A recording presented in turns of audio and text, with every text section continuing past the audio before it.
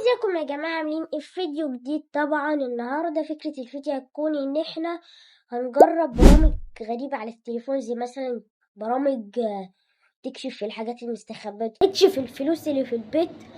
فقبل ما نبدأ متنسوش تحطوا لايك وشير وسبسكرايب. يلا بينا نخش في البرنامج الأول معانا في الفيديو بتاع النهاردة. طبعا أول برنامج وهو إنك تحذف تليفونك من فوق. طبعا أول تجربة التليفون كان هيقفل وهيبوظ وكان هيحصل مشاكل كتيرة قوي. وطبعا اعلى رمية رميتها كانت 85. فانتوا قولوا لهم ايه اكتر رمية انتوا عملتوه، وبنصحكم محدش يجرب البرنامج ده خالص عشان هيكسر التليفون بتاعكم. تمام؟ طبعا قعدت العب بيه كده، في الاخر اعلى سكور جبته 82. والبرنامج اللي بعده بقى المفروض هو بيقيس سرعتك. طبعا قعدت اجري في الشقة كلها، مفيش ولا اي حاجة طلعت. فطبعا البرنامج الاول هيديله 9/10، والبرنامج دوت اديله 0/10 لان هو مش شغال. لو عايزين افكار تانية اكتبولنا في التعليقات. وبس كده، السلام.